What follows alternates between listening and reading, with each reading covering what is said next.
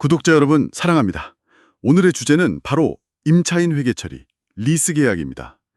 혹시 사무실이나 장비 빌려 쓰는 거 있잖아요. 이런 리스 계약, 그냥 월세 내듯이 비용 처리하면 끝, 이렇게 생각하셨나요? 아, 네. 많으셨을 거예요. 만약 그랬다면 어쩌면 여러분 회사 재무 상태가 실제보다 훨씬 좋아 보였을 수도 있다는 사실.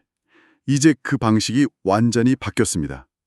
재무제표의 핵심을 그냥 확 뒤흔드는 이 변화, 오늘 저희가 확실하게 파헤쳐 보겠습니다. 네, 맞습니다.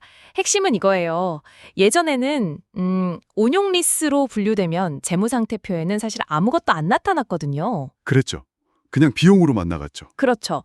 근데 이제는 대부분의 리스 계약이 사용권 자산, Right of Use Asset, ROU Asset이라는 자산이랑요. 또 리스 부채, Lease Liability라는 부채로 동시에 잡힌다는 겁니다. 재무상태표에. 자산이랑 부채로요. 네, 동시에요. 이게 왜 중요하냐면 당장 회사의 부채 비율 같은 거 있잖아요. 네네. 여러 재무 건전성 지표들, 여기에 직접적인 영향을 딱 주게 되는 거죠. 이제 그동안 안 보이던 부채가 보이게 된 셈이에요. 야, 보이지 않던 부채가 보인다. 이거 정말 중요한 포인트네요. 그럼요, 어떤 계약을 이렇게 자산이랑 부채로 인식해야 하는 리스로 보는 건가요? 그 기준이 있겠죠. 네, 당연히 기준이 있습니다. 크게 두 가지 핵심 요건을 충족해야 하는데요. 두 가지요? 네, 첫째는 계약이 특정 식별 가능한 자산, Identifiable Asset에 의존해야 합니다. 식별 가능한 자산이요. 좀 더 쉽게 설명해 주시면요. 네, 그러니까 계약서에 어떤 자산을 빌리는지 명확하게 딱 명시되어 있어야 하고요. 또 공급자, 그러니까 빌려주는 쪽에서 마음대로 다른 자산으로 이렇게 바꿀 실질적인 권리가 없어야 한다는 의미예요. 아, 딱 그 자산이어야 하는군요. 예를 들면요. 네, 예를 들어 특정 일련 번호가 있는 복사기라던가 아니면 특정 건물의 3층 전체 이런 식으로요. 아하, 명확하네요.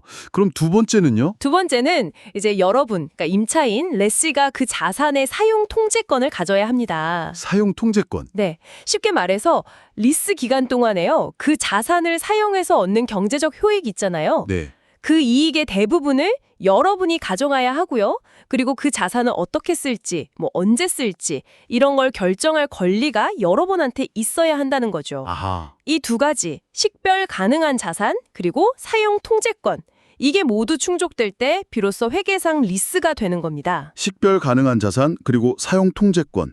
네, 명확하게 이해됐습니다. 그럼 이 기준을 통과한 리스 계약들은 전부 다 똑같이 회계 처리하면 되는 건가요? 아니면 여기서 또 뭔가 나뉘는 지점이 있습니까? 아, 여기서 또 중요한 분류 작업이 필요합니다. 그냥 다 똑같이 처리하는 게 아니고요. 아, 또 있어요? 네, 모든 리스를 금융 리스, 파이낸스 리스하고 운용 리스, 오퍼레이팅 리스 이 둘 중 하나로 나누어야 합니다. 금융 리스와 운용 리스요? 네, 이 분류가 왜 중요하냐면요. 재무 상태표에는 어차피 둘 다 자산과 부채를 인식하는데요. 네. 아, 비용 처리 방식이 다르군요. 그럼 금융 리스랑 운용 리스, 그 분류 기준이 또 궁금해지는데요. 이건 어떻게 구분하죠? 복잡할 것 같은데요. 네, 5가지 판단 기준이 있습니다. 이걸 좀 기억하기 쉽게 영어 앞글자만 따서 ONS라고 부르거든요. ONS요? O.W.N.E.S요? 네, 맞습니다. O는 소유권 이전이에요. 리스 기간 끝나면 소유권이 임차인한테 넘어오는가 이거고요. W는 매수 선택권, Right in Purchase Option.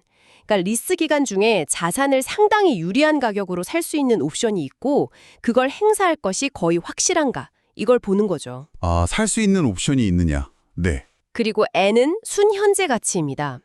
리스료 총액의 현재 가치가 자산 공정 가치의 거의 대부분, 실무적으로는 90% 이상인가 이걸 따져보고요. E는 경제적 내용 연수, Economic Life.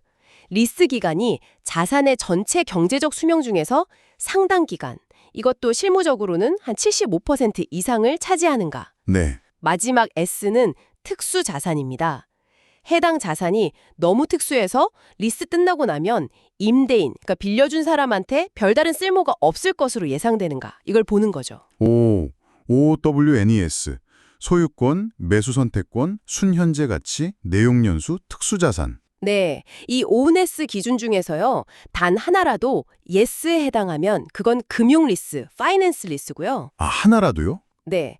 근데 만약 모두 노다, 그러면 운용 리스로 분류하는 겁니다. 아하, ONS. 이거 기억하기 좋네요. OWNES 중에 하나라도 걸리면 금융 리스. 그럼 이 분류에 따라서 실제 회계 처리, 특히 아까 말씀하신 손익계산서 영향은 어떻게 달라지는 건가요? 네, 아까 잠깐 말씀드렸듯이 두 유형 모두 리스 개시일에 재무상태표에 사용권 자산 ROU asset 하고 리스 부채, 리스 라이어빌리티 올리는 건 똑같아요. 네, 그건 동일하고. 그렇죠. 근데 이제 손익계산서에서는 차이가 확 나는 거죠. 운영 리스 어퍼레이팅 리스는요. 보통 리스 기간 동안 하나의 리스 비용, 리스 익스펜스 계정으로 이걸 정액법으로 인식합니다. 그러니까 매년 비슷한 금액이 비용으로 쭉 잡히는 거죠. 비교적 간단해요. 아, 그냥 리스 비용 하나로 쭉. 네. 반면에 금융 리스, 파이낸스 리스는 좀 다릅니다. 여기서는 이자 비용하고요. 사용권 자산에 대한 상각 비용, 애몰티제이션 엑스펜스를 각각 따로 인식해요. 두 개로 나눠서요? 네. 마치 돈을 빌려서 자산을 산 것처럼 회계 처리하는 거예요.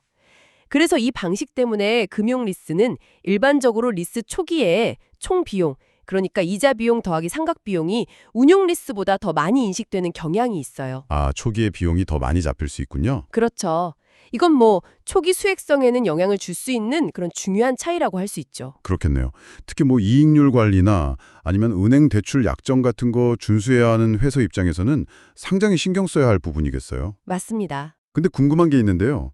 아주 짧은 기간, 예를 들어 뭐 1년 미만으로 잠깐 빌려 쓰는 경우에도 이렇게 자산 잡고 부채 잡고 뭐 금융 리스, 운용 리스 나누고 이렇게 복잡하게 해야 하나요? 아, 좋은 질문이십니다. 다행히 실무적인 편의를 위해서 예외 규정이 있어요. 오, 예외가 있군요. 네. 리스 기간이 12개월 이하인 단기 리스, 숏텀 리스의 경우에는요. 기업이 회계 정책으로 선택을 하면 이 사용권 자산이랑 리스 부채를 인식하지 않아도 됩니다. 아, 선택이군요. 네. 선택에 따라서 예전처럼 그냥 리스료 지급할 때 비용으로 처리하는 간편법이 허용돼요. 근데 이건 모든 단기 리스에 무조건 적용되는 건 아니고요. 회사가 우리는 이 간편법을 쓰겠다라고 정책으로 정해야 하는 겁니다. 아하, 그렇군요. 12개월 이하 단기 리스는 선택적으로 간편법 적용이 가능하다. 와, 오늘 정말 리스 하나를 제대로 이해하는 게 이렇게 중요했었나 싶네요. 예전엔 그냥 빌려 쓰는 비용 정도로 생각했는데 이제는 정말 우리 회사의 자산과 부채 현황을 보여주는 핵심 요소가 된 거네요. 정확합니다. 이제는 뭐 기본 중에 기본이 된 거죠. 오늘 이야기 나눈 이 ROU asset하고 리스 라이어빌리티 개념은요. 이제 재무제표 분석하실 때 빼놓을 수가 없어요. 네. 여러분께서 뭐 투자 분석을 하시든 아니면 회사 내부에서 재무 관리를 하시든 그 부채 비율이나 EBITDA 아니면 뭐 이자 보상 배율 같은 주요 지표들 있잖아요. 이게 이 새로운 회계 처리 때문에 과거랑 어떻게 달라졌는지 반드시 이해하고 비교 분석하셔야 합니다. 예전 숫자랑 지금 숫자랑 단순 비교하면 큰일 날 수 있어요. 맞습니다. 이제 재무제표 보실 때 리스 관련 자산, 리스 관련 부채, 이 항목들 그냥 지나치지 마시고요. 그 숫자가 뭘 의미하는지, 우리 회사 재무 상태에 어떤 영향을 주는지 제대로 읽어내는 눈을 이제 갖추셨기를 바랍니다. 그렇죠. 어쩌면 이런 회계 기준의 변화가 단순히 장부상의 숫자를 바꾸는 걸 넘어서요. 기업들이 아예 자산을 소유할지 아니면 리스할지에 대한 아주 근본적인 전략 결정에도 영향을 미치고 있을지도 모른다는 생각이 드네요. 네, 충분히 그럴 수 있습니다. 그 이야기는 다음에 기회가 되면 더 깊이 나눠보도록 하고요. 오늘 저희가 준비한 내용은 여기까지입니다. 구독자 여러분, 사랑합니다.